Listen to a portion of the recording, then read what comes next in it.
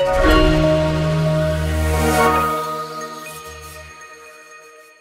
va commencer. Bienvenue sur DMG TV, les histoires mystiques. Tu es nouveau sur la page, n'oublie pas de t'abonner, de laisser un commentaire, de liker et de partager. Tu as une histoire mystique, je dis bien mystique à raconter, tu envoies ta demande ici en direct. On va te faire monter, tu vas nous raconter ton histoire mystique. S'il vous plaît, on ne cite pas les noms des gens. Les noms d'emprunt, c'est ça qu'on utilise ici. Pas de noms de restaurants, de bars, d'hôtels et autres. On peut peut-être dire le quartier, on peut dire la ville. Et pas préciser que derrière la maison rouge, il y a une voiture garée là-bas, la maison qui est derrière. Non, non, non, non. On passe sur les détails comme ça. Donc, uniquement les histoires mystiques, s'il vous plaît, retirez les écouteurs, éteignez le ventilateur et la télé, les radios à côté. Bon, C'est pas une il n'y a pas eu coupure ici, là. Qu'est-ce qui s'est passé? tu étais dans le noir, on ne te voyait plus. Yeah! Les gars de mon village ont commencé à agir. Bonsoir, maman. Bonsoir DMG, comment tu vas? Très bien, toi-même. Ça va. Bon, l'histoire que je vais raconter aujourd'hui, c'est l'histoire de ma tante. Elle a vécu ça il y a de cela 20 ans, elle m'a dit. Je peux commencer, c'est bon? Oh, oui, c'est bon, c'est bon. D'accord. Donc, il y a de cela 20 ans, ma tante elle marchait avec une de ses amies. Bon, la morale de l'histoire, c'est n'envier jamais personne. Je dis à la morale avant de raconter l'histoire. Ma tante marchait avec une copine à elle, très très proche. Donc, elle marchait ensemble et sa copine la jalousait beaucoup. Et ma tante n'était pas au courant. Sa copine était toujours dans le déni. Dès que ma tante rencontrait un homme qui veut l'épouser, sa copine part derrière pour dire au gars que non, comme tu vois là, ma copine s'il n'est pas bien, elle gère d'autres dossiers et tout. Et après, elle faisait la cour au gars. C'est donc comme ça que ma tante, à l'époque, elle est tombée sur un riche pilote, un monsieur qui avait vraiment beaucoup d'argent et qui voulait l'épouser. Comme la vie est ce qu'elle est, sa copine est partie tout gâter là-bas, envoyer les photos compromettantes. Tu sais, quand entre copines, ma tante aussi à l'époque, elle n'était pas sérieuse, elle avait ses petites à côté, donc elle gérait d'autres gars, quoi. Elle avait d'autres dragueurs. Donc, dès qu'elle disait quelque chose à sa copine portait pour aller dire au gars que non. Dès qu'elle disait à sa copine que j'ai un rendez-vous quelque part, sa copine va porter. Et c'est comme ça qu'un jour, le gars l'a attrapé et il a dit que la relation est finie. Comme sa copine était à côté, elle faisait la cour au gars. Le gars a dit que bon, commençons la relation. C'est comme ça qu'ils ont commencé la relation. Finalement, le gars a épousé sa copine. Et c'est là où l'histoire commence. Le gars a épousé sa copine, il a mis dans la maison, il a donné un enfant, ils ont eu un enfant. Et dans sa confrérie, il était question qu'à 3 ans, il sacrifie l'enfant. Il sacrifie l'enfant. Donc, elle a accouché d'un petit garçon, son premier-né, et il devait le sacrifier. Le temps est venu. 3 ans après, il a donc sacrifié le petit garçon. Le petit garçon est tombé malade dans la maison une nuit. Sa femme, prise de panique, dit à son gars que non, amenons l'enfant à l'hôpital. Le gars a dit niet. On n'amène pas l'enfant à l'hôpital. Laisse, demain on va l'amener. C'est une fièvre d'enfant. Il a commencé à embrouiller sa femme que non, prends le doliprane, donne-lui. Tout en sachant que il va tuer l'enfant là dans la nuit et le matin, l'enfant sera à mort. C'est donc comme ça que le matin, la femme a dormi près de son fils. Quand elle le touche dans la nuit, elle s'est profondément endormie bizarrement. C'est que ces gens-là ont toujours un côté spirituel vraiment. Donc la femme, sans même s'en rendre compte, elle s'est vraiment endormie. Et quand elle se réveille, elle voit le gars froid. Son fils de 3 ans froid sur le lit. Elle était dépassée. Elle s'est dit que mince, qu'est-ce qui s'est passé? Comment? Elle a commencé les pleurs. Son mari lui dit que non, ne panique pas. Je vais amener notre fils à la morgue, vraiment, ne panique pas et tout, et tout, et tout. DMG, il n'a jamais amené le fils à la morgue. Je ne sais pas comment ils ont fait. Il est parti déposer de l'argent là-bas au morgue. Il s'est entendu avec le morgue que lorsque la femme va venir, qu'on lui montre le corps d'un autre enfant. Bref, on a montré à la femme un autre enfant qui n'était pas son enfant, mais comme à la morgue, on empile les corps les uns sur les autres, l'enfant était Le visage de l'enfant était méconnaissable. Donc, elle partait pleurer chez son mari. La morgue a gâté le corps de mon enfant. Alors que le gars avait construit une chambre secrète dans leur dépendance, dans laquelle il a laissé l'enfant dans le cercueil. Et c'est la chambre secrète là qui lui prodigeait de l'argent. Ça lui produisait de l'argent. Donc, chaque soir, et depuis la mort de leur fils, la femme avait remarqué que chaque soir, le gars se levait. Il disait qu'il part au bureau. Comme il y avait le bureau derrière la maison, elle se disait que bon, comme il a beaucoup de business et que c'est lui qui gère la comptabilité de ses business, peut-être c'est pour ça que le gars préfère travailler dans la nuit quand tout est noir, tout est calme. Alors que chaque nuit, il partait par là à son fils pour que son fils vomisse de l'argent. Donc c'est son fils là qui était devenu sa source d'argent. Une nuit, comme les femmes sont toujours têtues, et il lui disait toujours que ne pas jamais dans la pièce là. Ne pas où je travaille. C'est mon lieu de travail et tout. La femme était d'abord partie. Une fois il allait au travail, la femme a pris les clés. Elle est partie dans le bureau. Elle arrive, elle regarde, elle ne voit rien. Parce qu'il avait caché, il avait mis son sentier derrière. Il avait mis les grands rideaux. Donc la femme se disait qu'après les rideaux, c'est les fenêtres. Alors qu'il y avait encore une petite pièce où il avait fait son sanctuaire. Elle a juste ouvert, elle a jeté un coup d'œil, elle a vu que c'était un bureau normal, elle s'est dit que bon, c'est un bureau normal, ça va, c'est rien.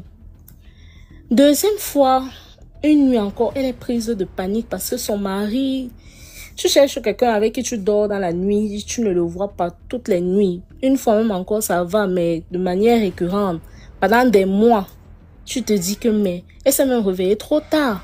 Bref. Une nuit encore, elle voit comment son mari se lève le lendemain. Elle a dit que ce que le gars a fait dans son bureau, là, moi aussi, je vais voir ce qu'il fait là-bas dans son bureau. Comme les femmes sont curieuses, c'est comme ça que la fille entre, elle fouille. Elle regarde la pièce, elle voit seulement le corps de son fils. Le corps de son fils déjà décomposé. Et elle était quand même surprise d'après ce qu'elle racontait parce qu'elle a crié.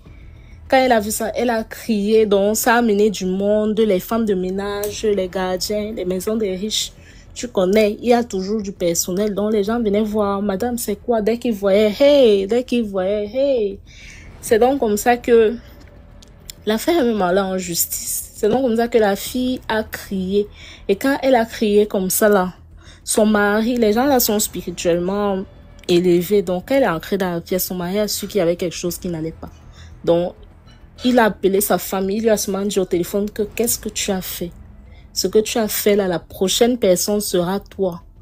Je ne veux même plus de cette maison, je prends directement le vol, mais la prochaine personne sera toi. DMG, il a laissé la femme là. C'est comme ça que ses employés ont amené les autorités, la gendarmerie est venue, les gens sont venus. On dit seulement que qu'est-ce qui se passe ici? Qu'est-ce qui se passe ici? Finalement, on a amené la femme en cellule. Et la même nuit, une petite fourmi, je dis que comme les cellules là ne sont pas souvent très propres, donc apparemment il y avait les fourmis, tu vois, la saleté, le sucre, la nourriture amène des fourmis. Donc c'est comme ça qu'une petite fourmi, les fourmis manières, une petite fourmi l'a piqué. C'est comme ça que le pied a commencé à pourrir. Comme elle était suspecte numéro 1 de l'affaire, parce que le mari, comme il avait l'argent, il a pu corrompre, il a pu prouver que lui n'était pas à la maison pendant des mois alors que le monsieur était là. Donc, on a plutôt attrapé la femme et c'est elle qu'on a pris en cellule. C'est elle qui était censée dire aux policiers ou pourquoi le corps, on a trouvé le corps de leur enfant qui a pourri dans la maison. La fourmi a piqué les pieds de la femme là, que le pied a commencé à pourrir. Elle a commencé à pourrir. Pourrir tellement qu'elle avait sa cellule isolée des autres parce que son odeur mettait tellement tout le monde mal à l'aise là-bas en prison. Et même le prisonnier là disait que maman, pardon, il faut qu'on te récupère là-bas. Trop de souffrance. Et c'est comme ça qu'à la fin, elle est morte. Elle est morte et bizarrement, le monsieur a échappé. Hein. Il a échappé, il a tout abandonné, il a abandonné la maison, tout. Il allait se reconstruire et aux dernières nouvelles, il avait épousé une autre femme. Et Oui. ma tante me disait que parfois tu penses que c'est ton mal qu'on te veut alors que Dieu veut te préserver. Que quand sa copine a arraché son gars, là, elle pleurait, elle disait que gars, comment ma copine a pu me faire ça? Alors que c'est sa mort qui devait venir comme ça. Ah, ça. Oui. Donc c'est comme ça que l'homme, lui, il a continué sa vie. Hein. Il a continué sa vie. C'est la femme qui est décédée tragiquement. Hmm. Ok. Vu que c'est elle qu'on Merci. accusait du meurtre de l'enfant. Et voilà, c'était tout pour l'histoire. Merci beaucoup pour l'histoire, Rose. Je t'en prie. Dans les commentaires. Dans les commentaires, bien.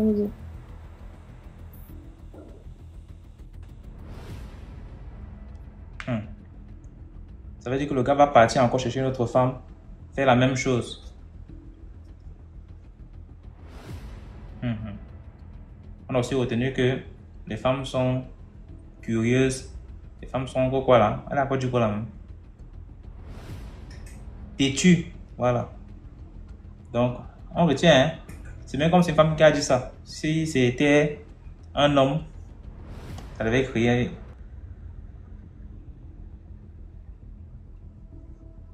Voilà, Ariane, merci. Envieuse, voilà. Allô, bonsoir DMG. Bonsoir, comment tu vas? Je vais bien, merci, et toi? Très bien, merci. Alors, comme je disais, c'est ma première fois, j'appelle depuis le Gabon. Bien. Je veux raconter l'histoire de mon neveu. Ça remonte à beaucoup d'années. Je donnerai la morale après. Je suis peut-être pas une très bonne narratrice, mais bon, je vais essayer. Alors, mon neveu avait à peine, je crois, deux mois de naissance. Et une nuit, il s'était mis à pleurer. Mais il pleurait tellement. Il dormait et il s'est mis tellement à pleurer. Ma petite sœur, qui est sa mère, a essayé de prendre l'enfant, donner le sein et tout faire. Mais franchement, il n'y avait rien. Ma mère était sortie de sa chambre. Elle a essayé de prendre l'enfant, donner le biberon, chanter, mais rien à faire. Et là, moi, j'étais dans un sommeil profond. J'entendais les cris de l'enfant au lointain. Mais pour moi, j'étais dans un rêve. Et je me suis réveillée en sursaut parce qu'il faut dire qu'à cette époque-là, je priais beaucoup. Et quand je me réveille en sursaut, je trouve que l'enfant, il est en train de pleurer. Et à cette époque, j'étais encore chantre dans une église. Et là, l'esprit me dit, prends l'enfant dans tes bras et chante des adorations. Et quand je prends le bébé dans mes bras, je commence à chanter des adorations. Je vois derrière ma mère et derrière ma sœur un géant. Mais un géant dont les épaules arrivaient jusqu'au niveau du plafond. Donc, je ne pouvais pas voir sa tête. Il était tellement grand et il se tenait derrière ma mère et derrière ma petite sœur. Et là, je me suis dit, Allô? Et pendant que nous sommes mis en train de prier, mais l'enfant ne faisait que crier. Et moi, je voyais ce géant-là. Et je pouvais maintenant voir son visage. Franchement, je peux même pas le décrire. J'ai jamais vu quelqu'un d'aussi horrible. Et là, je dormais pas, c'était la réalité. Donc, je vais m'arrêter par là. C'est pour dire que souvent, lorsque les enfants pleurent et qu'on a beau tout essayer et que même la mère dont la chaleur n'est pas inconnue à un bébé, si elle prend son enfant pendant qu'il est en train de pleurer et qu'il ne se calme pas malgré tout, la vérité, c'est que les enfants voient des choses terribles.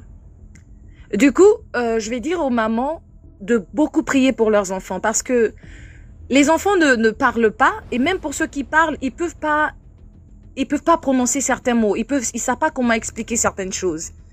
Quand on a un enfant, jusqu'à ce qu'il ait l'âge lui-même de la conscience, de la raison et de savoir que ça c'est le mal, là c'est la sorcellerie, là c'est comme ça, on doit intercéder pour les enfants, surtout les bébés. C'est pourquoi il y a certains bébés parfois qui meurent, on dit il a pleuré, il a fait une fièvre, après il est mort, mais il y a eu une entité qu'on n'a pas vue avec les yeux physiques, qu'on ne peut voir qu'avec les yeux spirituels. Donc c'était ça mon histoire. Oh, merci beaucoup pour l'histoire. Je t'en prie. Là, c'était là qui est monté, non? Ah ben, j'ai voulu essayer pour savoir si c'était ton réseau ou son réseau et si je peux profiter et raconter une deuxième histoire. D'accord, d'accord. Donc celle-ci aussi, elle est courte. Il y a peut-être plus de 10 ans de cela, je partais passer mon baccalauréat à Mouila, une ville du Gabon. Et donc, c'était ma première fois d'y aller. Et là, dans le bus, parce que je suis très claire de peau, dans le bus, tout le monde me surnommait. On m'appelait par le nom d'une sirène de Mouila, donc communément appelée Mouroumi. Et là, moi, je savais pas que Mouroumi en question était la sirène de Mouila. Et dans tout le bus, c'était ça. Ah, Mouroumi, Mouroumi, Mouroumi. Bon, à cause de la beauté et la couleur de peau. Et finalement, quand je suis arrivée à Mouila, j'ai dit à mon oncle, je comprends pas c'est qui Mouroumi et tout. Et là, il me dit, Mouroumi, c'est la sirène de Mouila. Et cette même nuit-là, quand j'ai dormi, je me suis retrouvée dans la chambre dans laquelle je dormais et j'ai vu cette sirène venir se présenter à moi. Et elle était accompagnée de son mari, un sirois aussi. Et il faut savoir que dans cette ville-là, à cette époque, je ne sais pas si c'est toujours d'actualité, mais les collégiennes entraient souvent dans les transes. C'est-à-dire lorsque elle décidait, la sirène, de posséder les filles. Dans tous les lycées de Mouila, les filles étaient possédées, rentraient en transe. D'autres disaient qu'elles la voyaient physiquement et tout. La morale ici, c'est pour dire qu'il ne faut pas toujours accepter les noms qu'on nous donne, surtout quand on ne connaît pas l'origine. Parce que on peut finalement être habité par ces entités-là, surtout si c'est des entités démoniaques. Et moi, ce jour, je ne connaissais pas Mouroumi. Je suis arrivée dans une ville où tout le monde m'a appelée comme ça. Et au final, elle s'était présentée à moi. Et quand elle s'était présentée à moi, elle m'avait dit j'ai en horreur les belles femmes, parce que les belles femmes viennent m'arracher les hommes. Et tous les grands hommes de cette localité, disait-elle, étaient ces hommes à elle. Donc, elle voulait pas partager ces hommes politiques-là, ces hommes, influents-là, avec une quelconque fille. Et du coup, lorsqu'une belle femme arrivait dans la localité, soit elle la possédait pour l'utiliser, soit, elle lui donnait des crises de folie ou des transes un peu comme je disais précédemment. Donc, c'est franchement pour dire aux gens, lorsqu'on vous caricature, lorsqu'on vous donne des noms d'entités et que vous savez derrière que c'est pas bon, il faut refuser cela en toute âme et conscience. Il faut se dire, je refuse, je ne suis pas cette personne, je n'ai rien à voir avec cette personne, je veux pas qu'on m'identifie, de peur d'être possédé, parce qu'il y a des possessions qui se passent rien qu'à cause de la parole, le fait de n'avoir pas eu la présence d'esprit de refuser un nom. C'était ça mon histoire. Merci encore pour l'histoire, Stella. C'est Stella? Je t'en prie. Stella, oui. Allô? Oui, bonsoir DMJ. Bonsoir. C'est bon, ça passe maintenant? Ça passe bien. Ah, super. Je vais raconter une histoire où je travaillais, voilà. Dans l'appartement de mes patrons à Paris, parce que moi, je garde les enfants. Donc, on a trouvé Vous m'entendez, c'est bon? C'est bon? Oui, on entend ou pas? Bon. Ok. Oui, c'est bon. Donc, j'étais chez une famille. De la famille a trouvé une deuxième famille. Et ils venaient à peine de déménager, je crois, 3 mois. Donc, nous, on était avec un enfant de 1 an et demi. Le bébé qu'on a trouvé, il avait 3 mois. Il avait sa grand-sœur qui était étudiante. Donc, l'appartement, c'est une pétane de plus de 100 mètres carrés. Il n'y avait que 3 pièces. Maintenant, quand il y avait l'étudiante, moi, je faisais coucher l'enfant, la deuxième famille, dans la chambre des parents. Tout se passait très bien, il n'y avait aucun problème. Donc, 6 mois après, l'étudiante déménage. Quand elle déménage, donc, je fais coucher l'autre enfant dans la chambre de l'étudiante. L'enfant qui dormait bien sans problème, dès que je le fais coucher, l'enfant commence à pleurer. Maintenant, quand il rentre dans la maison, il y a des chambres qui sont couchées, se sont collées, puis c'est une grande racine. Puis il y a des manteaux, tout ce qui va avec. Elles se parlaient dans le dressing. Donc, quand elle couche l'enfant ne dort pas du tout. J'ai dit, mais c'est bizarre. Mais quand l'enfant dort dans la chambre des parents, l'enfant dort sans problème. Mais pourquoi l'enfant ne donne pas? Bon, moi, je m'en foutais un peu. J'ai dit, bon, comme il grandit, il avait un enfant de 1 an, comme il grandissait, donc je me suis dit, bon, il devient intelligent, il a appris de dormir tout seul. Donc bon, je n'ai pas attention à ça. Jusqu'à un jour, j'étais là, parce que dans le salon, c'est un grand salon. avec cuisine dedans, et puis il y a une planche de travail. Là, c'était l'été, c'était vers avril, mai, pas là. Donc, je m'assois un peu sur la planche de travail. Vers 14h05, il y a un sommeil qui me prend. Donc, j'étais là, juste à dire, bon, je vais aller m'étendre un peu dans le canapé. Et je m'étends, c'est parce que en fait, je ne devais pas, j'étais un peu de façon. Et je vois 3 personnes qui quittent dans le couloir, de Darcine. Il y avait une femme, un homme et un enfant garçon, peut-être qu'un enfant de 10 ans. Et il se met sur le canapé et il me regarde. Moi, je les vois, mais j'étais tellement lourde, comme si j'ai chargé 100 tonnes de ciment, quoi. Et je ne peux rien faire. Je suis restée bloquée. Mes yeux sont un peu bizarres, comme si j'ai bu, et je les regardais. Ils traversent le salon. Ils vont s'asseoir sur planche de travail. Et ils mangent en famille, quoi. Ils mangeaient en famille, monsieur, madame et leurs enfants. Donc moi, j'étais là, je les regardais, mais j'étais un peu comme si je dormais, mais je ne dormais pas, en fait. Donc moi, je les voyais manger en face de moi. Dès qu'ils finissent de manger, ils s'élèvent et ils rentrent encore dans le couloir. Dans le couloir, c'est toutes les 2 chambres. Et ils rentrent, en fait. Donc, du coup, ils rentrent et je me réveille.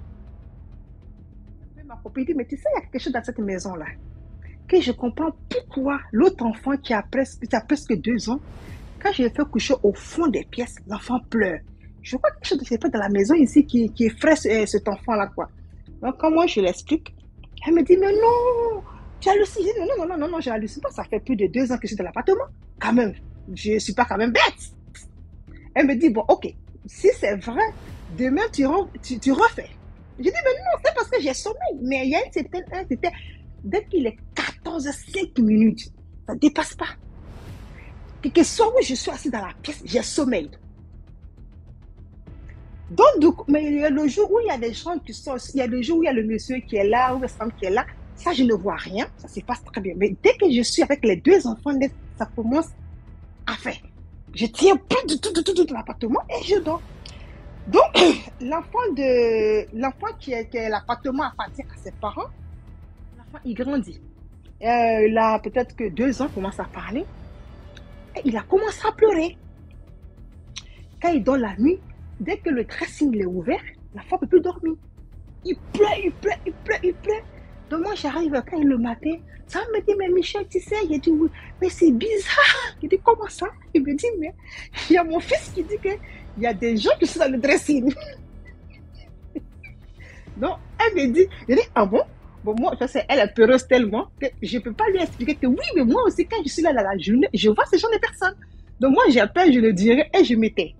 Elle me dit, mais c'est bizarre. Il a dit, ok, c'est bizarre. Donc, on reste comme ça. L'enfant ne tombe plus dans sa chambre. Et je lui pose la question. Il dit, mais écoute-moi, mon chéri, viens là, viens. Est-ce que tu vois qui est dans l'appartement? Et il me dit, mais tu sais, Michel, quand j'ai fait la sieste, ou quand je dors la nuit, je vois un monsieur, une dame, et un enfant qui me dépasse, qui se promène dans l'appartement, qui me tape, qui me réveille dans tous les sens, quoi. Il dit, je ne suis pas folle. Ça, c'est la vérité. Donc, moi, je laisse tomber, parce qu'elle est peureuse, parce que je ne vais pas lui expliquer que c'est la vérité, c'est que l'enfant dit. Et je me tais. Je continue encore à rester là. Un jour, j'arrive. Le monsieur me dit, mais attends, Michel, dis-moi quelque chose. Parce qu'un jour, il était tout seul. Il me dit, mais dis-moi quelque chose. Je dis oui. Mais est-ce que c'est dans l'appartement, quand il est 14h, vous n'avez pas sommeil? Je dis, monsieur. Il dit, si, parce qu'aujourd'hui, j'étais couché dans le canapé. Et ça m'a fait comme si je voyais monsieur, une dame et un enfant qui sont dans les dressings. Ils viennent manger comme s'ils sont chez eux. J'ai payé mon appartement qui coûte des millions comme s'ils sont chez eux. Donc je dis, mais je ne suis pas folle alors. Donc ça veut dire que c'est moi-même, à chaque fois, ça fait 2 ans que ça se passe comme ça. Moi je vois, mais moi chez moi, peut-être que j'ai sommeil, c'est sommeil qui me rend un peu bête, quoi. Donc je ne crois pas ça. Elle me dit, si, c'est vrai. Il dit, d'accord. Qu'est-ce qu'on va faire? Et moi, je vais essayer pour voir à 14h. Parce que l'heure était fixée, et puis c'est en été. En hiver, il n'y a personne. En hiver, tout va bien. Moi, je crois que c'est des gens qui sont décédés, je ne sais pas. Peut-être qu'ils ont leur maison de campagne. En hiver, ils vont. Et puis, en été, ils viennent. Donc, je lui ai posé la question. Mais l'appartement, vous avez payé dans la main de qui? Il me dit, non, c'est des voisins qui sont parce qu'elles étaient au 3e. Le voisin, il est au 4e. Il me dit non, c'est eux qui avaient l'appartement. Puis l'appartement de tout le meuble, c'est les mêmes plans. C'est les mêmes plans, mais eux, quand ils ont acheté, ils ont cassé pour modifier. Eux me disent, mais comment on fait que une personne quitte au 3e, c'est les mêmes plans, et il va racheter au 4e. Mais c'est bizarre, je sais qu'il ne va pas dans cet appartement. Il me dit, mais je ne sais pas, je pose la question, qu'est-ce qui ne va pas? J'ai dit, bon, qu'est-ce qu'on va faire?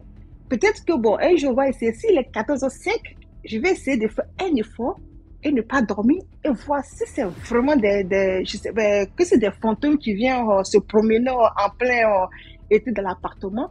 Moi, je vais voir. Un jour encore, j'étais là, 14, mais 14h05 arrive, franchement, tu ne peux rien faire. Quelque chose se te trouve. Si tu veux, il faut boire un sac de café. Tu ne tiens plus du tout. Donc, en été, comme la maison est climatisée, donc on allume les clims partout. Mais dès qu'il est 85, les clims sortent tout seuls. Les clims ne marchent plus du tout, ça sort tout seul. Donc, je crois que c'est les gens qui viennent éteindre les choses. Donc, moi, je vois les voisins qui ont acheté l'appartement et quand je vais me voir, bonjour, monsieur, vous allez bien? En fait, les gens me posent des questions comme si ils savaient que la maison est hantée, en fait. Bonjour, Michel, vous allez bien? Je dis oui, ça va. Et puis, bon, moi, je les dépasse, je continue. Donc, je pose la question au monsieur, il s'appelle Joseph. Un homme dans plein Joseph. Je dis, mais dites-moi, mais pourquoi vous avez déménagé? Parce que les appartements, c'est les mêmes plans. Je ne vois pas pourquoi vous quittez au 3e pour aller au 4e. Quand l'ascenseur ne marche pas, il faut te taper 4 étages. Pourtant, c'est plus facile de monter 3 étages et 4 étages. Et il me dit, mais dites-moi, vous le voyez dans cet appartement? Ah, là, je reste bloqué. Hein. Ma bouche est fermée, je ne sais plus quoi répondre. Je dis, ah bon? Il me dit, oui. Nous, on a fait 3 ans là, mais mes enfants ne dormaient pas du tout. Hein. Je dis, mais bon? Il me dit, oui, qui se trouve les racines là? Il y a toujours des bruits qui sortent de partout. Mes enfants disaient qu'il y a des gens qui sont dans l'appartement. Donc, nous, on a préféré déménager. Et puis, bon, on a vendu l'appartement pour donner à quelqu'un d'autre. J'ai dit, mais moi aussi, je vois ça, mais je pensais que peut-être que je deviens folle. Et puis, il me répète, le monsieur. Il dit, quand il est 14h05, c'est fini. Quelque chose que tu fais, tu as sommeil. J'ai dit, oui. Peut-être qu'il est 14h05, moi j'ai sommeil, je ne tiens plus. Mais en fait, ça ne dure pas, quoi. Parce que souvent, 14h05, tu dois se préparer que 20 minutes par là, quoi. Le temps il mange, en fait. C'est ça. Le temps et puis quand ils mangent, c'est parce qu'ils sont... En fait, c'est pas caché. Tu les vois, mais c'est comme si tu as bu un peu ta sommeil. Et puis, tu les vois fous. Ils sont assis, ils mangent. Monsieur, madame, l'enfant, il papote, il prend tout le temps. Et après, il se balade. Après, il rentre dans les dressings. Dès qu'ils rentrent, les enfants qui sont couchés, et qui se réveillent, commencent à pleurer. Après, on va de 14h45 par là, commencent à pleurer comme des fous, quoi. Tu te poses la question, mais qu'est-ce qui ne va pas? Donc, le monsieur, il a déménagé tout de même avant-hier. Parce que je disais, il faut que vous déménagiez parce que là, l'été arrive, là. Il dit, mais donc, il me disait, ne dis pas à ma femme parce qu'elle est peureuse, en fait. Parce que comme l'enfant disait, elle ne croyait pas. Il dit, mais ne dis pas, elle est très peureuse parce que c'est que s'il y a des photos de l'appartement, je crois qu'on va déménager avant la date d'avoir un nouvel appartement. J'ai dit, ok, pas de problème. Donc, on s'est dit, on n'a rien dit. Donc, aujourd'hui, moi, je dis, mais tu sais, je l'appelle, elle s'appelle Charlotte. Je dis, Charlotte, tu sais que dans l'appartement où on était, il y avait des fantômes. Elle dit, pardon, là? J'ai dit, oui. Et puis, il y a son fils qui répond. Il dit, oui, maman, tu sais, il y a un petit garçon là. Et puis, l'enfant commence à dire, petit garçon. Il a les cheveux longs, la maman a les cheveux courts, il a les cheveux noirs. Il va commencer à parler comme ça. Il dit, oui. Donc, dans la France, là aussi, il y a des fantômes aussi. Mais il y a des fantômes aussi dans l'appartement, c'est des fantômes aussi comme ça. La maison est hantée. Directement, ils ont vendu la maison à une famille. Mais la famille qui ont vendu la maison, c'est le collègue de son grand frère. Dans mon cas, il dit, oh, le pauvre. Ça, c'est moi pour lui. Sauf qu'il ne fait pas la sieste. Donc, voilà un peu mon histoire. Il y a des fantômes encore d'Europe ici aussi. Hein. Donc, voici un peu mon histoire.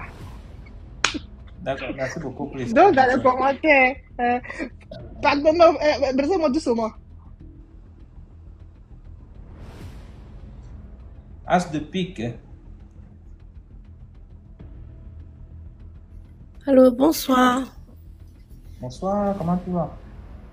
Je vais bien.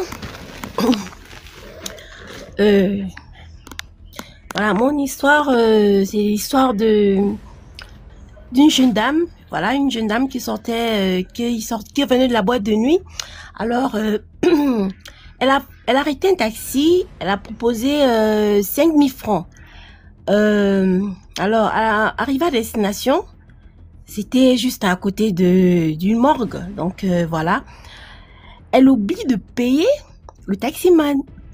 Et du coup, elle rentre dans la morgue et puis il y avait l'exposition d'un corps, voilà. Et le chauffeur se rend compte que, mais attends, la cliente, elle s'en va comme ça, elle oublie de payer le taxi. Alors, c'est comme ça que lui, il va rentrer dans la morgue, il va rentrer, il va trouver des gens assis et tout ça.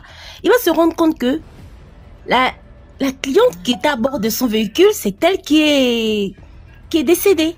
Alors du coup, il va s'énerver, il va dire, écoutez, il parle au corps, que tu me connais pas, tu vas me remettre mon argent. Je t'ai pris à tel quartier pour ici, et maintenant je te demande de me payer, tu me payes pas et tu viens ici. Il parle comme ça au corps. Et du coup, il a commencé à faire un tapage et tout ça. L'un des parents de la défunte a demandé combien le transport faisait. Il a dit non, c'était 5 000 francs. Alors, il a pris les 5 000, il a remis au chauffeur. Voilà. Donc, mon histoire s'arrête là. C'est juste pour dire que, voilà, il y a des gens que nous transportons, que les taximens transportent la nuit. On se dit que c'est des personnes, voilà, qui existent alors que non. Alors que non, malheureusement. Alors, ce monsieur aussi n'était pas simple, hein, parce que rentrer comme ça et puis parler au corps et tout ça, oui, il n'avait pas froid aux yeux. Il a demandé à ce qu'on le rembourse son argent. Et c'est chose faite. Et après, il est reparti. Donc voilà, c'était ça mon histoire. Merci. Merci beaucoup pour l'histoire. De rien. Bonsoir, Stella. Oh, bonsoir. Désolée, j'ai pas envie de saturer, mais bon, comme il n'y a pas d'autres demandes. La dame, je me suis souvenue d'une histoire à cause de l'histoire que venait de raconter la dame précédente. J'étais allée chanter quelque part avec ma chorale et j'avais des talons, donc j'avais mal aux pieds. Je me suis rapprochée d'une dame béninoise, je suis allée acheter une babouche. Et malheureusement, elle n'avait pas de petite monnaie, donc du coup, j'ai dit à la dame, bon, comme je chante juste à côté, quand je termine, je viendrai vous donner l'argent vu que vous n'avez pas de monnaie. Elle m'a dit, il n'y a pas de problème. Malheureusement, on avait terminé tard ce jour et dans le show avec les autres, bah, j'avais complètement oublié, j'étais passée devant le commerce de la dame. Et je t'assure, DMG, le temps que j'arrive chez moi, je ressens que j'ai une masse qui sort de nulle part dans mes parties intimes. Et là, quand je prends le miroir, je regarde, j'ai un gros abcès qui est sorti sur mes parties intimes le même jour. Et là, je ne sais pas comment, mais je me suis dit, ah tiens, j'ai pris une babouche chez une dame et je devais passer, j'ai promis que j'allais passer lui remettre de l'argent. J'ai pas remis de l'argent et avec toutes les histoires que j'avais déjà écoutées sur les Béninois, désolé, c'est pas pour voilà, c'est pas pour créer des polémiques, c'est juste une histoire vraie que je raconte. Donc, le lendemain, je suis partie chez la dame, j'avais du mal à marcher, je suis repartie sur le lieu de commerce qui était très loin de chez moi. J'ai pas trouvé la dame, j'ai trouvé son frère. Et là, j'ai dit, hier, j'ai pris une babouche ici, je devais payer, mais j'ai complètement oublié parce que j'ai terminé tard. C'était pas la même dame, c'était son frère. Dès que j'ai tendu la main, dès que j'ai tendu l'argent au monsieur et qu'il a touché l'argent, j'ai senti comment ce gros abcès qui était entre mes jambes a complètement disparu. Je me suis dit, là, j'hallucine. Ça peut pas être vrai, ça peut pas être ce que je pensais. Et le temps que je prenne un taxi et que j'arrive chez moi, cet abcès avait complètement disparu. Premièrement, j'avais pas fait exprès. C'est elle qui n'avait pas de monnaie. J'ai oublié, mais peut-être qu'elle a souvent été, elle a été victime de vols comme ça, que des gens ont dit, oh, je vais payer, et après ils vont pas payer. Et elle s'est dit que j'étais une bandite. Et cet abcès-là est sorti, alors que j'étais pas responsable de ce qui s'est passé. C'est pour dire que vraiment, il faut rien devoir à personne. Même involontairement, il faut s'assurer d'être toujours clean avec tout le monde. Parce qu'il y a des gens qui blaguent pas avec leur commerce, il y a des gens qui ne laissent pas Dieu régler leurs problèmes. Eux-mêmes, ils se chargent de résoudre leurs propres problèmes. Et souvent, on peut y laisser la peau. Voilà, c'était ça ma dernière histoire pour ce soir. Merci beaucoup, Stella. Merci. Dans les commentaires. Bonsoir, bonsoir DMG TV, bonsoir la communauté DMG TV. Et bonne année à tout le monde dans la communauté. Vous me suivez? Ok. J'aimerais continuer. J'avais raconté une histoire ici concernant mon accouchement. J'avais accouché et tout et tout. Bon, c'est l'histoire qui se suit, mais je ne sais pas comment résumer ça. Donc, je vais juste prendre... je vais directement prendre où... Enfin, mon inspiration va venir. Je vais un peu essayer de briefer. Il s'est avéré que j'ai toujours vécu à Douala, Yaoundé, parce que je suis camerounaise. Douala, Yaoundé, Ngaoundéré. Et une époque, parce que moi, j'ai perdu mes parents, je ne les ai pas connus. C'est comme ça que un beau matin, ma famille s'est décidé de m'envoyer au village, soit disant que je dois aller rester avec ma grand-mère. Je m'avais resté avec ma grand-mère et tout.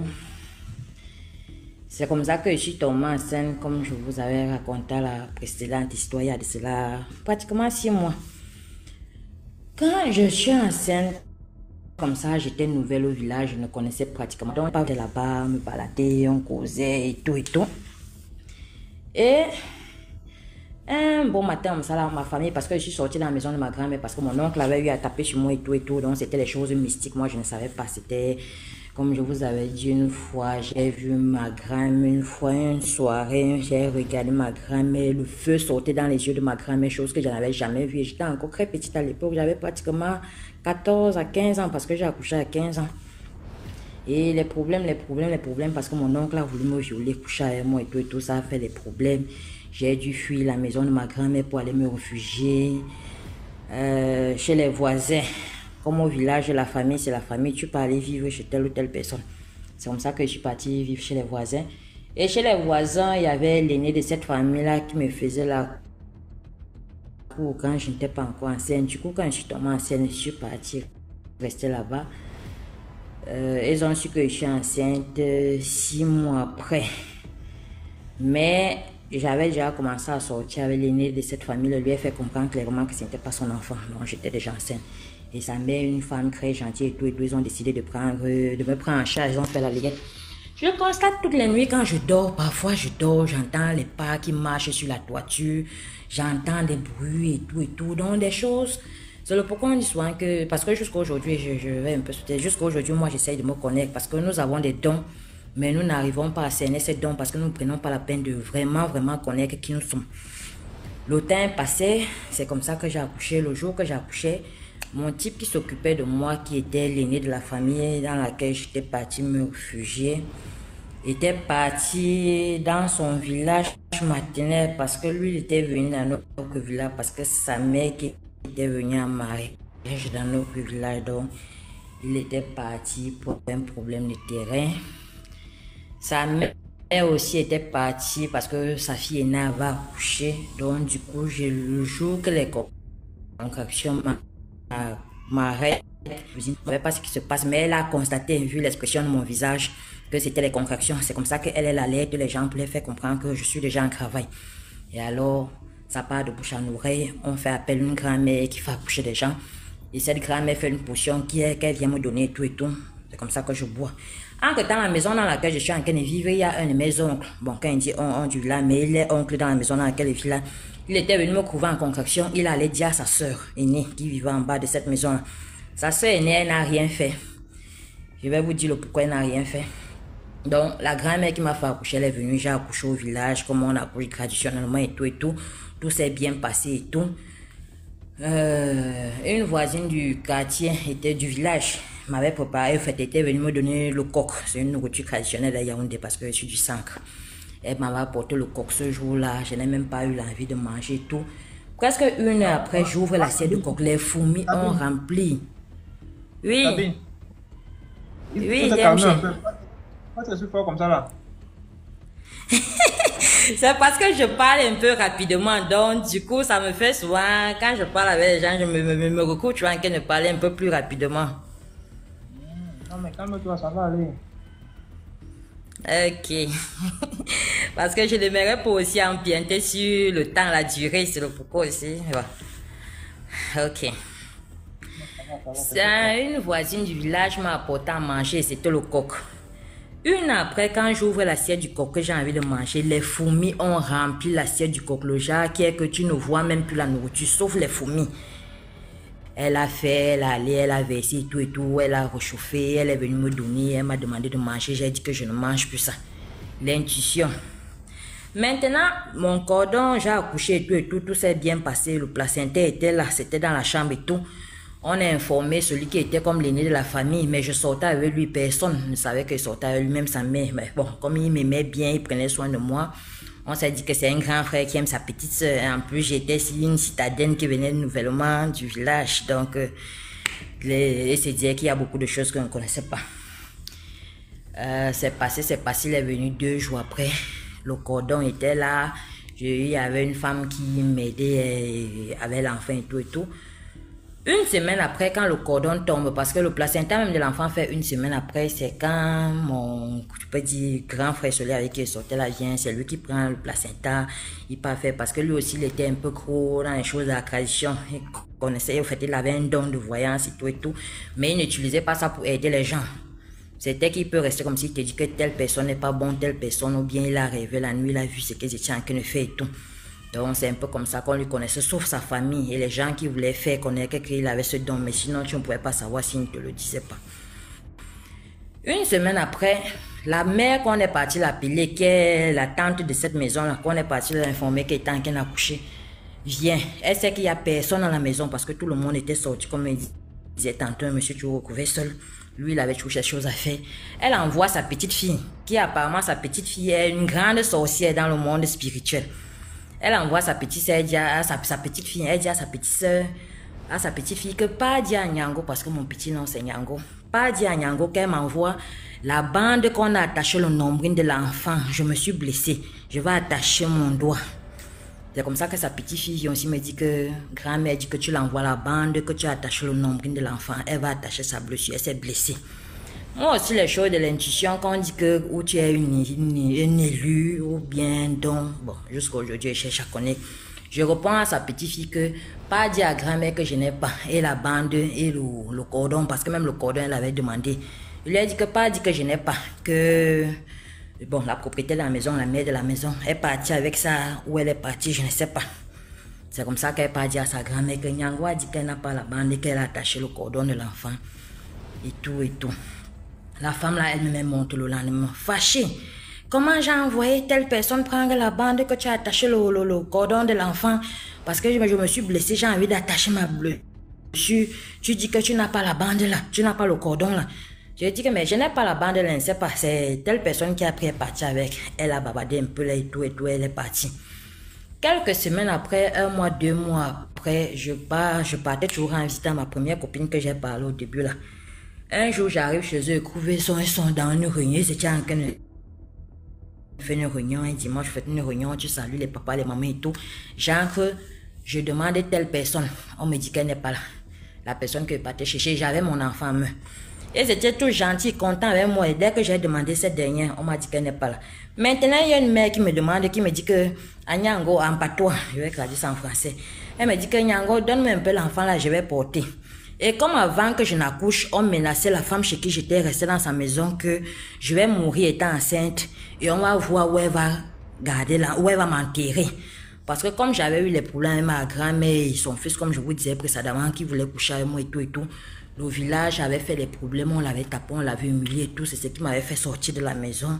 Donc le village parlait que comme la femme là, elle m'a accepté dans sa maison, quand je vais mourir avec la grossesse que je porte là, on verra où elle va m'enterrer.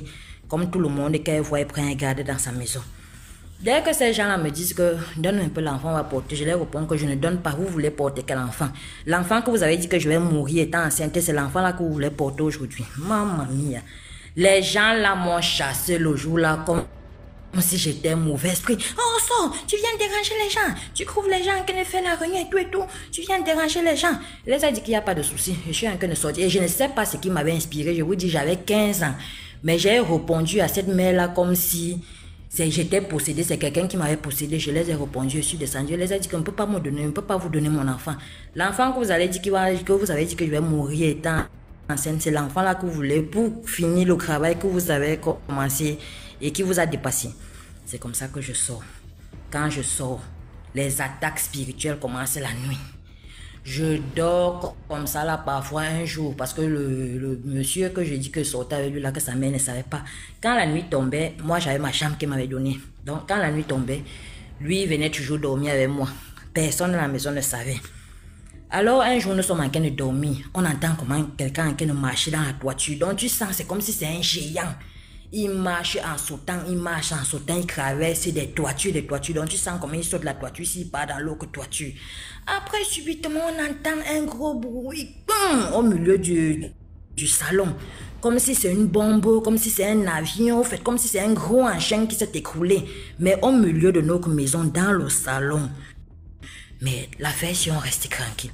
Quand le jour se lève, je guette le milieu du salon, je ne vois rien. Même un petit trou, il n'y a pas. Lui-même aussi se lève, celui avec qui j'étais, il part et guette le même endroit, rien. Sa mère se lève et guette tout le monde, donc tout le monde dans la maison avait entendu le même bruit. On guette, on ne voit rien. C'est là qu'il dit que vous êtes en train de guetter quoi. Ce qui s'est passé, c'était l'accident de la nuit. Donc vous ne pouvez rien faire, voir spirituellement, mais physiquement, mais spirituellement, ça s'est passé. Et quelques mois après, 3 mois, 6 mois, la toiture où l'avion, la mystique avait fait l'accident, la toiture là s'était envolée. Le trou là net, ça a fait un trou au milieu du salon, net. Donc ça s'est manifesté physiquement. C'est là qu'il m'a dit, et lui-même il me dit après que je t'avais accepté dans la maison, j'ai accepté que ta mère me garde, ma mère te garde dans la maison parce que moi j'étais auscultée. Et j'ai vu que tu n'es pas sorcière, tu n'as pas les mauvais esprits et tout. Parce que si tu étais sorcière, tu n'allais pas dormir dans la maison. Si il dit que tu as fait comment, il dit que mais je t'ai testé plusieurs fois. Plusieurs fois, j'ai vu que tu n'es pas. Si tu étais ça, c'est comme toi-même, tu allais fuir la maison. Parce que c'est que moi, j'allais faire la maison si tu allais soulever tes pieds et partir. C'est là que j'ai commencé à comprendre que le monde spirituel existe vraiment. Et il faut vraiment, vraiment rester dans la prière et chercher à se connaître soi-même. Parce que quand tu te connais, tu peux connaître ce qui se passe, ce qui va arriver ou ce qui peut arriver selon les signes, les paroles. Bon, je suis un peu stressée, ne pas un peu bien raconter, mais j'ai vraiment, vraiment les histoires mystiques que j'ai eu à vivre parce que ma vie est genre, j'ai une bibliothèque d'histoires mystiques. Mais bon, avec l'habitude, peut-être je vais y revenir, mais aujourd'hui, Dieu m'a fait grâce. Les rêves que j'ai eus depuis mon enfance, le pourquoi il dit chercher à nous connaître, parce que les rêves que j'ai eus depuis mon enfance, les paroles que j'ai toujours prononcées dans ma bouche, sont en train de se réaliser aujourd'hui. Aujourd'hui, grâce à Dieu, je suis en Europe.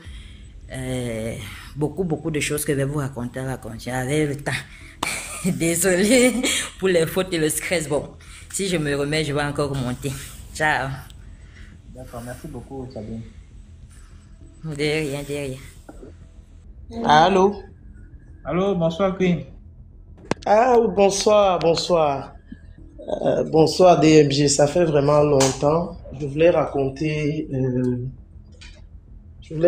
une histoire qui s'est passée il y a quelques années à Douala. C'est une histoire qui est liée à une très bonne amie à moi, mais dont je vais taire le nom, qui est dans le monde de la musique. Alors, on va l'appeler Solange, c'est pas son prénom, mais on va l'appeler comme ça. Alors, Solange, il y a quelques années, je crois, ça c'est une histoire qui s'est passée il y a 15 ans, parce que, ok, elle a une fille de 15 ans, j'ai une fille de 15 ans aussi. Ça s'est passé il y a 15 ans. Le temps passe vite. J'avais pas l'impression que l'histoire là a fait 15 ans. Donc, Solange avait rencontré un monsieur qui vivait en France.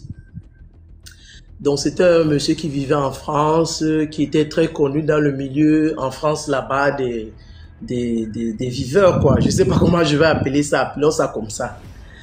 Et qui venait tout le temps ici, se sont rencontrés comme ça par hasard dans une boîte de nuit de la place ici à Douala. Et ils ont commencé ils ont sympathisé, ils ont commencé une relation ensemble.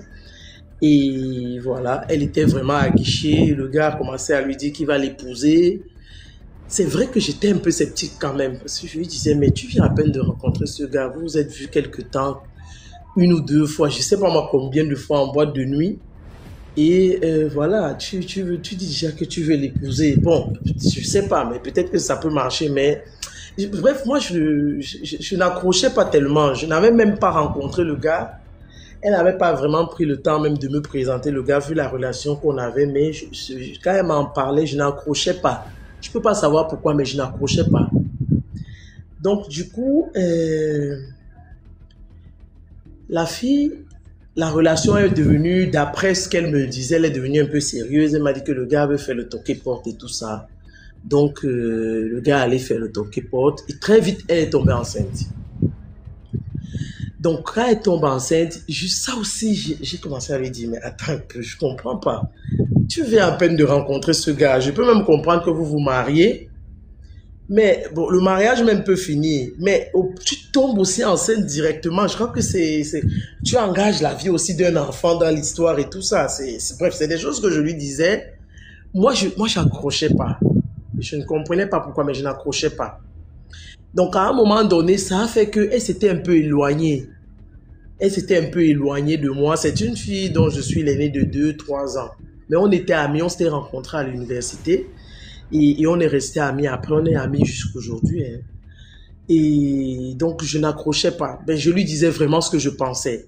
Bon, elle avait d'autres amis qui trouvaient comme c'était un gars qui était dans des milieux où, donc les milieux des boucantiers, où ils viennent de France et puis ils fréquentent ceci, il est mignon, des trucs comme ça. Bon, vous savez, il y a toujours des filles qui accrochent beaucoup à des choses comme ça. Donc, elle avait une bande d'autres filles qui lui disaient que mais non, ton amie là, sûrement, elle est jalouse. Bon, moi, je me suis dit, bon, c'est à elle de voir. C'est à elle de voir. Donc, quand elle était enceinte de 5 ou 6 mois, je crois que c'était déjà à 6 mois comme ça. Un jour, elle m'appelle. Un matin, vers 10h, 11h, elle m'appelle. Elle est paniquée. Qu'est-ce qui se passe, Solange? Elle me dit, il faut que je vienne te voir. Je viens de vivre quelque chose de terrible. Et la seule personne à laquelle j'ai pensé dans ma tête, c'est à toi que j'ai pensé. Donc, je lui dis, ok, viens donc directement. Je suis à tel endroit, viens me retrouver. Donc, elle arrive.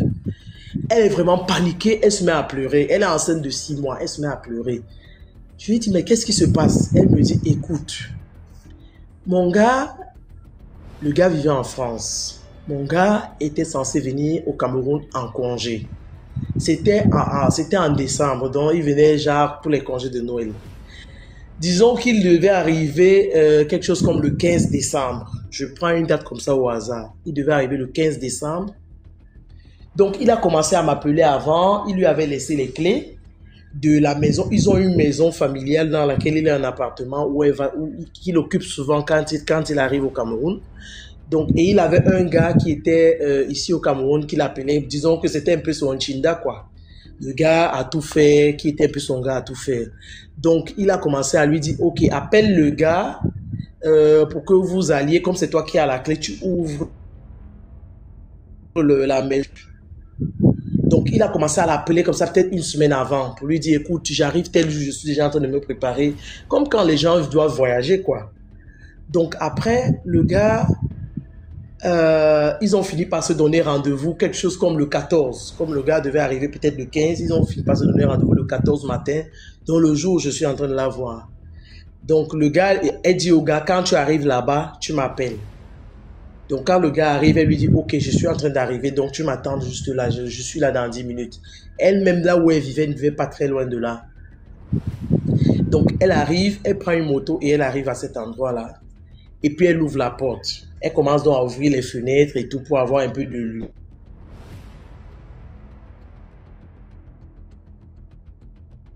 Tout le monde de cette famille qui est censé vivre dans cette maison vit en France. Donc, il commence à ouvrir les fenêtres et tout ça. Et elle se dit, ok, je vais me diriger, pendant que le gars essaye de faire peut-être commencer à chercher des balais et autres, je vais me diriger vers la chambre pour ouvrir aussi, directement vers la chambre du gars pour ouvrir aussi. Donc, pour aller vers la chambre, donc, il y a un couloir. Et pour arriver au couloir, il y a quelques marches, comme 3-4 marches. Donc, elle commence à marcher et elle se rend compte qu'il y a quelque chose de liquide. Elle se dit, ah, c'est sûr que l'eau a coulé ou bien peut-être la pluie est tombée, mais on est en décembre. La pluie, peut-être, bon, elle a pensé à tout. Peut-être qu'il y a un robinet qui a coulé entre-temps. Donc, elle marchait sur quelque chose de liquide qui faisait du bruit.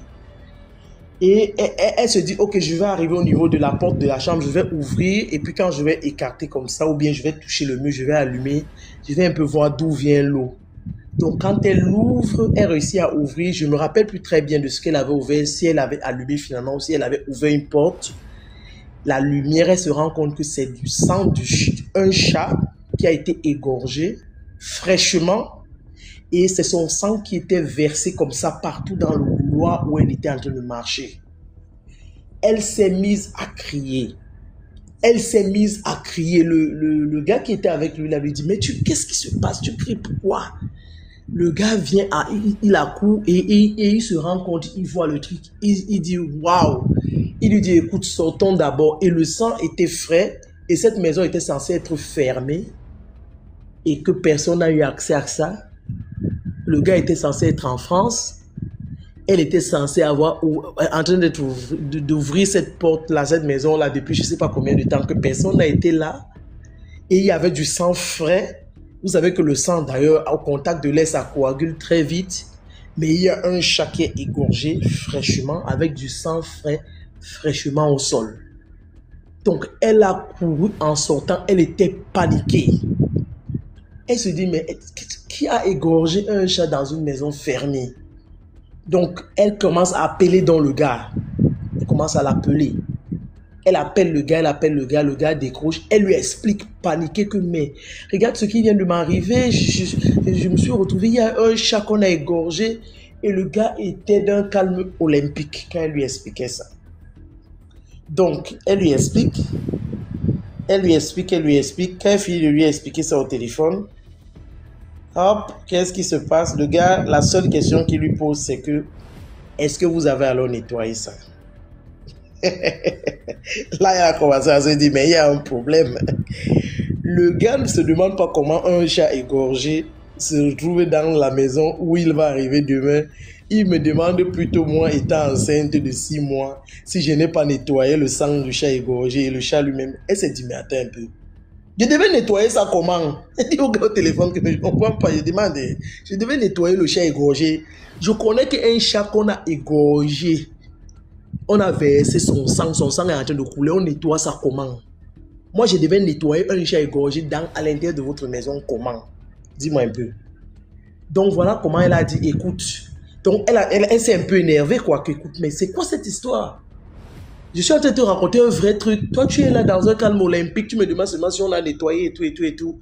Le gars se dit, écoute, tu vois, le gars fait genre, écoute, si tu es énervé, je vais te rappeler après, j'ai pas envie de me prendre la tête avec toi, donc je te rappelle après. Je te jure, DMG, le gars il n'a plus repris cette fille au téléphone.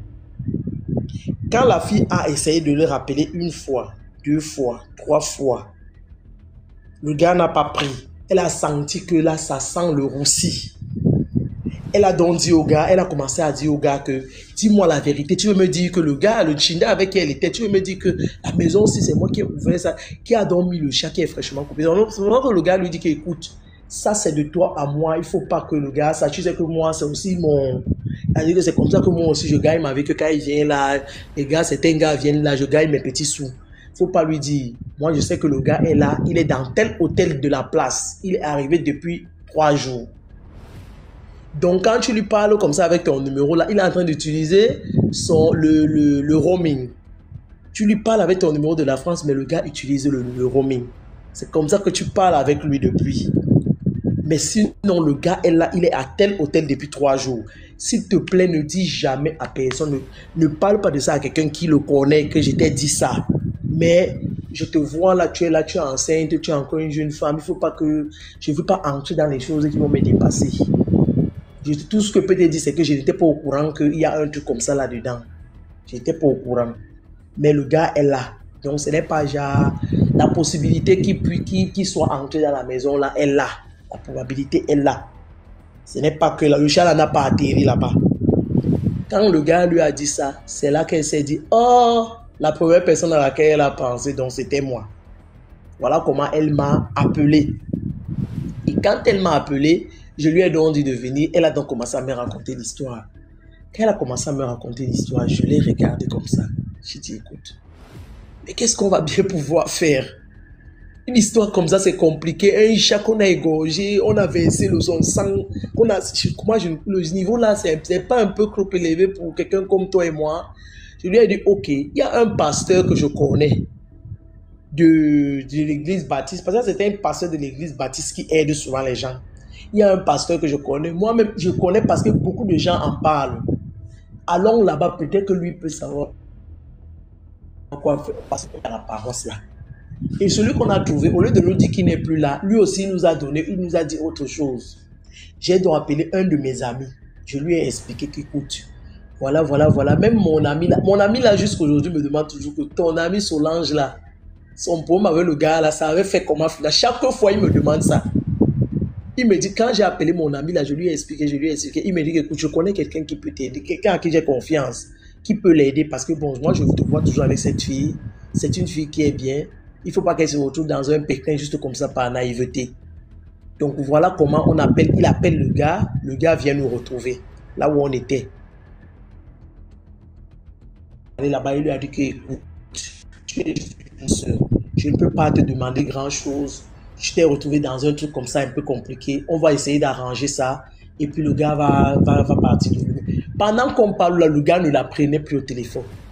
Tout ce temps, même les montées descentes qu'elle a fait finalement là, le gars ne la prenait plus au téléphone. Tout ce qu'elle m'a dit, c'est que quand le gars a fini de travailler sur elle, même son père, quelque chose comme 2 ou 3 jours après, son père l'a appelé parce que cette fille, son père et sa mère vivent. Ses parents vivent encore juste aujourd'hui. Son père l'a appelé, son père lui a dit que le week-end passé, je suis parti au village. J'étais chez quelqu'un et on m'a dit que ta fille a un problème. Donc le gars qui est venu là pour dire qu'il vient faire le toqué-porte, il est venu faire seulement le toqué-porte parce qu'il voulait un lien pour profiter et bouffer la fille avec le bébé.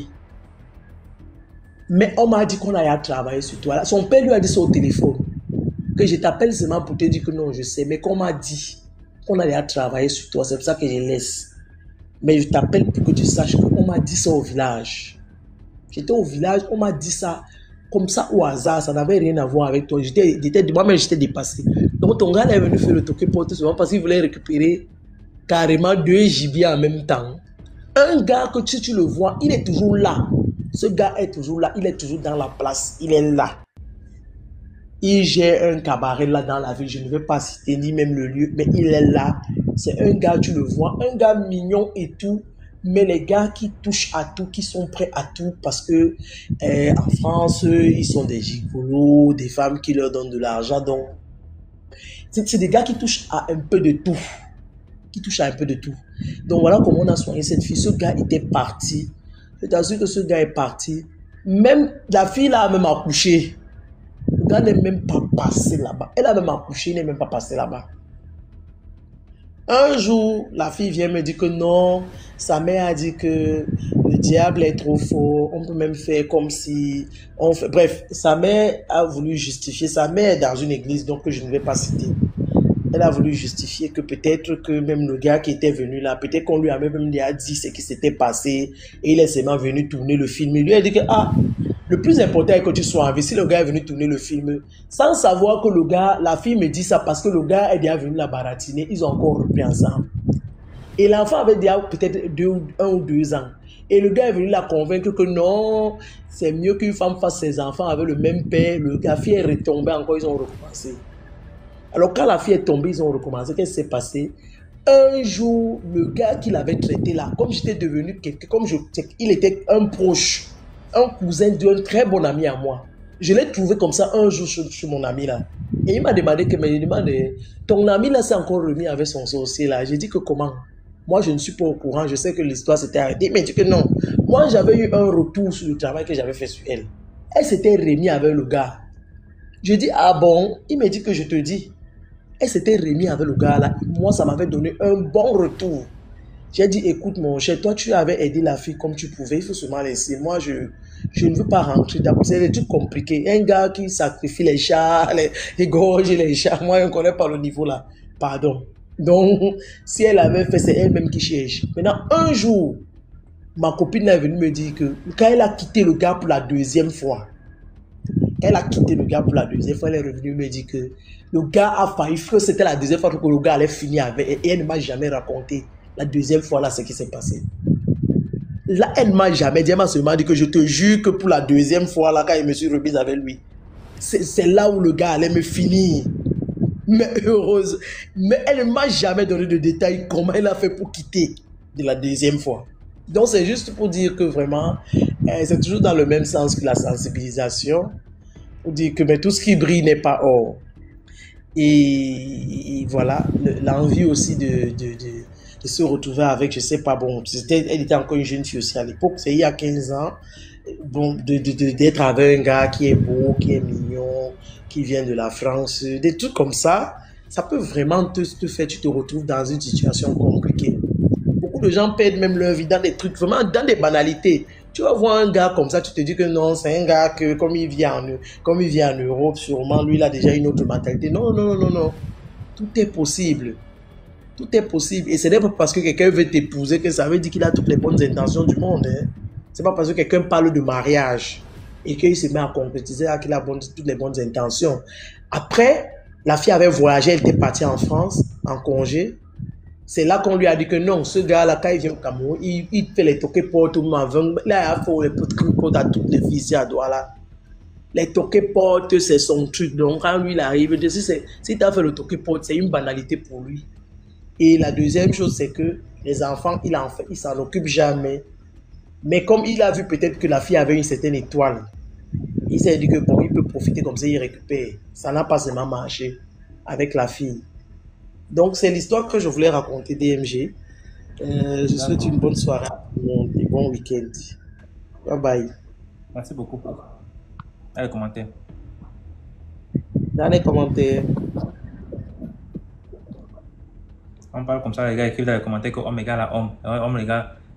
Hey, hey. C'est un peu comme s'il n'y a que les hommes qui sont sorciers. Il y a aussi les sorcières. Hein? Il y a aussi les femmes là, les sugar mommy aussi. Hein? Maintenant, merde tout sur les hommes. Oh, les hommes. Oh, les hommes. La fille là, n'est-ce pas? Elle a vu comment on a égorgé le chat dans la maison. Elle est repartie. Pourquoi? C'est pas une femme. Elle est repartie. Pourquoi? C'est le met sa vie. Les femmes aiment le suicide. Les femmes n'aiment pas, en tout cas la majorité, vous n'aimez pas les hommes posés, calmes, inoffensifs, qui n'ont l'air de rien, qui ne peuvent pas tuer une mouche. Vous aimez les prédateurs, les mâles dominants. J'aime avoir un homme, il a le charisme, il est imposant, il est la voix, la base. Quelqu'un parle, c'est quoi? 5,50 m de hauteur, c'est quoi? C'est le bananier, c'est le baobab? Non, ce que vous aimez, le mâle alpha, celui qui commande, celui qui dirige, les yeux mignons, parfois toujours rouges, drogués. Vous aimez tout ça. Donc, lundi prochain, il y a le film à 17h00. La chaîne c'est DMG Productions sur YouTube. Rappelez-vous qu'on poste des rediffusions de tous les directs sur YouTube. La chaîne c'est DMG TV à 12h00. On a aussi la chaîne Backup. On poste à 13h.